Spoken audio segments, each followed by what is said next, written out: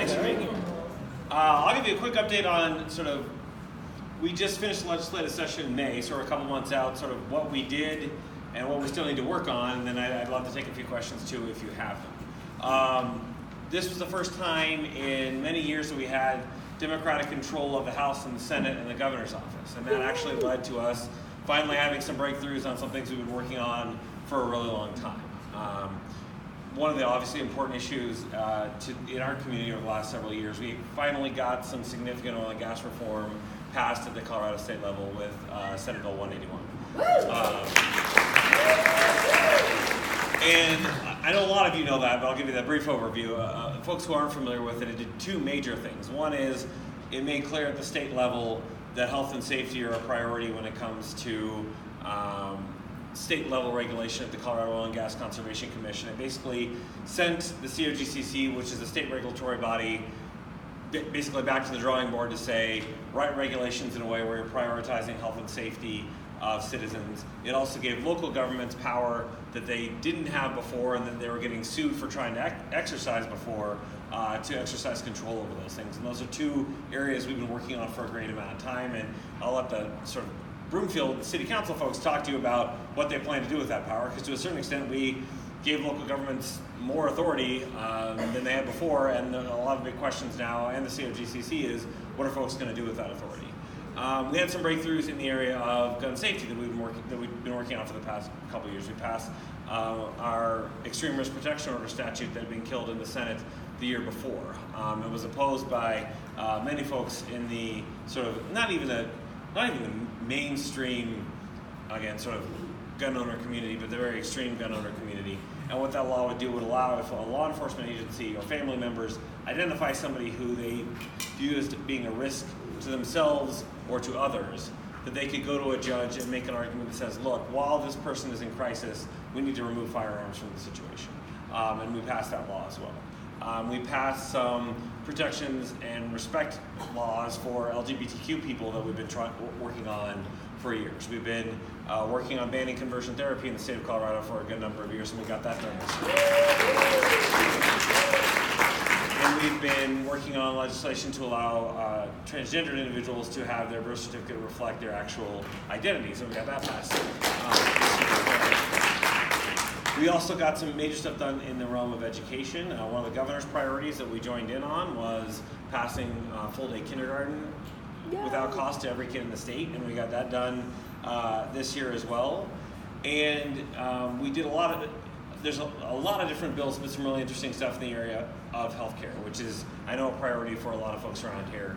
But everything from trying to manage costs across different regions, but also even things that might not, if it doesn't affect you, you might not understand, but we passed groundbreaking across the United States laws about capping the price of insulin costs, which I don't know how many of you follow the situation with respect to insulin, but what insulin is hasn't changed much in the last several decades. The cost has just been exploding.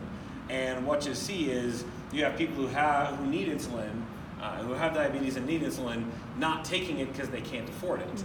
And that can lead to health problems up to and including dying. There are people who die in this country because they don't take insulin, not because they don't want to, but because they can't afford it. And so we made a lot of progress. And so I'm excited about that. I think that, we promised a lot of things if you gave us the opportunity to govern, and we delivered a lot on them. But there's also some stuff that we still need to work on. Two of the biggest things for me and the projects that I work on is, one is I've become the chair of the Transportation and Local Government Committee. And we've got a lot of shortcomings right now in our transportation system, especially in our area right here. Everything from just not having enough funding for our roads, but also, as I don't have to tell most of the people in this room, when it comes to transit and RTD and getting multimodal rail options, we've been shortchanged as far as the metro area and the state goes. And we're still working on that, and there's more progress to be made, and I want to keep working on that in the next year. The other is I have been and will continue to be a sponsor of legislation to provide paid family leave for the workers across the state of Colorado. Which is, again, one of my biggest priorities. We had a bill that was introduced this year. We eventually agreed to keep the timelines for implementation of that program that we were going to have before, but give some time over the summer to have a task force to sit down and talk a little bit more about the logistics and the implementation of that. That task force is meeting for the first time next week. But all 4 sponsors of that bill are ready to go and actually pass a bill that's going to provide that benefit to workers come next year. And so, again, I'm very proud of what we've gotten done in this session. It was by far my favorite session of the 3 that I've had, but I also understand there's still a lot of work that we need to do for Coloradans, and I look forward to keep doing that next year and into the future. So that's basically where I am right now. I'd much rather talk about any questions you have while we have time without keeping people here for too long. But any questions folks have? Yes. Can you say anything about these attempted recalls of legislators and Governor Polis? I can say lots about attempted recalls. So one of the things that happened historically in the state of Colorado, the last time Democrats controlled all the branches of government, there were several Colorado senators who were recalled, ostensibly because of gun safety legislation that was passed during that time. Realistically, it was because it was a time when there was more energy on the Republican side than the Democratic side, and frankly, recall elections are very low turnout elections, so they involve who has more intensity, one side or the other. There was a time when President Obama was in office, and there was more intensity on the Republican side. Now, the truth that a lot of people don't realize about that history is all of those seats that were lost in the recalls are now held by Democrats and have been held by Democrats in every normal election since that time. That's where the Senate president sits. And so realistically, those recalls were never a broad repudiation of the folks in office. It was the fact that it was a very low turnout election. Though with some folks, and not all, very, very visibly not all, because there's some Republicans who have spoken out and said, this doesn't make any sense what you're doing. But there are some Republicans who said, we need to try to do that again. We need to start recalling folks, even though, again, like literally they want to recall the governor and couldn't start until a couple days ago because the law says you can't actually start until 6 months. They wanted to recall him until the day after the election. It's not about you're not doing what the people ask you to do. It's just like we don't like you and we're not willing to wait for the actual election cycle. But it's not going, because we're in a different political environment right now, it's not going the way they would hope. One of the first people they targeted for a recall was a gentleman named Tom Sullivan. Tom Sullivan was a sponsor of the Extreme Risk Protection Order bill and got involved in politics because his son was murdered in the Aurora theater shooting. There were folks who were trying to organize to recall him for sponsoring gun safety legislation when the reason he got involved in politics was his son was murdered. That was always a bad idea, and it was always really offensive, but it also collapsed under its own weight because even, again, Republicans up to and including a gentleman named Cole Wist, who was the guy who Tom Sullivan defeated and took his seat in the General Assembly, said, look, that's a bridge too far. Like that he is doing exactly what he said he was going to do, that you shouldn't have recalls for that purpose. The recall of the governor is very similar. Governor Polis is doing exactly what he said he was going to do. You might agree with him on something, like I agree with him on some things, I don't agree with him on everything.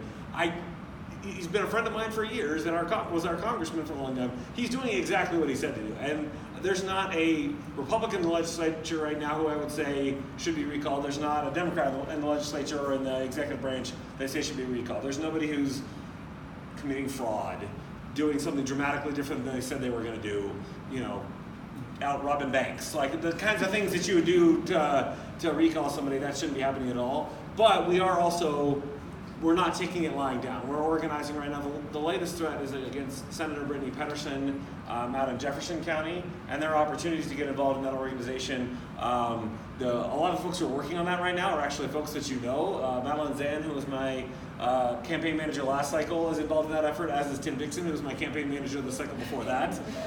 It's basically like the Broomfield Alumni Association, and they're also really good. I mean, they were the ones involved in stopping the Sullivan recall, and keep working on that now. So if it's an effort you want to get involved in, we're not, even though the petitions haven't been filed against Senator Pedersen, we're out knocking doors and working on it already because we take it seriously and we've had enough.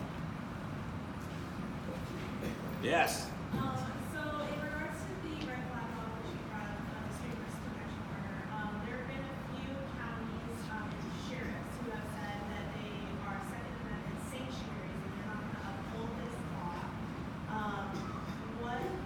You and I have talked about this a little bit, but for everybody else, what would you say to that? Sure. So there are a few local elected officials, mostly at the county level, in more conservative areas, who have passed various resolutions that say we won't enforce this law. I think primarily that involves a lot of political pressure. I am optimistic that when it comes to boots on the ground, I have a background, for those of you who don't know, I haven't known this many years. I'm a former deputy district attorney, so I worked in law enforcement before. I think when you actually get to on the ground, folks filing under this law, going in front of an actual judge with an actual law enforcement officer, not necessarily somebody who has to run for political office with a letter next to their name, but somebody whose day-to-day work is not political, it's involved in public safety. I don't think you'll actually see that many sworn law enforcement officers, judicial officers deliberately disobeying the law, and if they do, I think the judges will stop them from doing it. So I think that what you see is a lot of political pressure. You see a lot of people moving towards that political pressure, but when I'll start to get nervous is when people start defying court orders and getting away with it. But frankly, if you defy court orders, you go to jail, and we'll see we haven't seen anybody, we've seen a lot of people make sort of broad political statements. What we haven't seen is anybody saying, I'm willing to sit in a cell in order to, disregard a validly adopted law. And so I think it's a situation worth monitoring, but it'll be interesting to see whether it's mostly just sort of a political outcry or whether folks are really willing to disregard the rule of law just because they disagree with the law that was passed. I mean, there are plenty of laws that are on the books right now that I don't agree with. I follow them, that have been passed by people that I politically disagree with. I am cautiously optimistic that you won't see widespread lawlessness, and you'll see most of those statements will wind up being much more political statements than actual legal impediments to, what the law is designed to do, which is to save lives. So, Sure. This next session, what are some of the government-related laws that you see on the horizon? Sure. I don't know. I have not heard specifics yet about anybody. Our next legislative session starts in about 6 months. Somebody is drafting a bill, and I don't have any bills in drafting right now.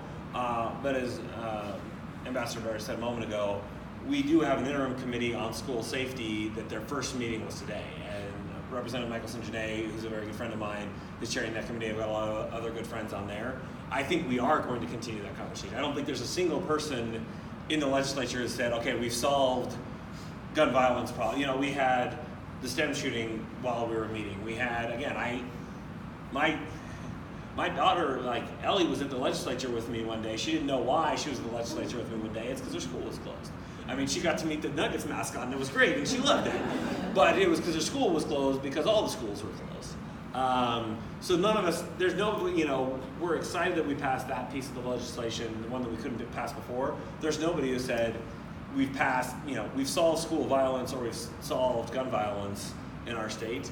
And I think people are being really thoughtful about it. I can't tell you, hey, here's the bill that's coming, but the groundwork for additional violence prevention is going on right now. Yes, ma'am. What do you think is going to happen with Tabor? The question was, what do I think is going to happen with Tabor? I don't know. The biggest question up in the air, short term right now, is one of the bills that we passed in the legislative session put something on the ballot called Proposition CC, which would create what we call a debrucing, but basically Tabor creates a revenue limit that the state can't go over in any given year. That goes back to the time Tabor was adopted. It was reformed a bit in 2005. And that would put a question to the voters of removing that revenue limit. And that revenue limit is problematic because it's designed to, again, I could be a Tabor nerd for a really long time, but I'll give you as fast a version as I can. It involves limiting the overall state revenue to inflation plus population growth. And that is not a very good measure. It's a deliberately restrictive measure of the needs that government needs to provide. It's not a good measure of the size of our economy, and it's certainly not a good measure of the size and scope of the services that we need to provide. For example, the inflation rate is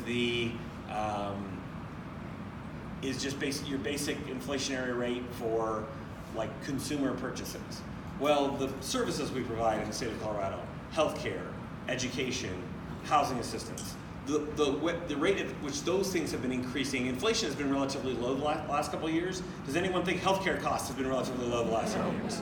No, and so what you do is you wind up artificially constraining, we wind up having to cut services if we stay under that limit, because what you get is a basic inflationary limit has nothing to do with the cost of the services we're providing, but if we're providing, again, healthcare services to folks, those costs are skyrocketing, which means realistically we can provide fewer and fewer services every year. So Proposition CC would get rid of that equation and just say, look, as tax revenue comes in with growth in the economy, you can invest that into your services. Now, what's confusing about all this is there's talk of changing what Proposition CC would ask based on a special session that may or may not occur, and I only know what I read in the newspaper about it. So like I don't know any more than you know. We may go and adjust that. There may be a session to change that, but I don't really know. There was a court case that said. That came out a few weeks ago that said Tabor could legally be repealed entirely, but there's no organized efforts to do that right now. Could one come in the future? Potentially, but that court case didn't do anything to actually change what the law is. It just said, hey, if you had the opportunity and the folks in the state voted for it, it could occur. Am I done with that? I'll say one more. One more quick question. Sure, I'll do. Yes.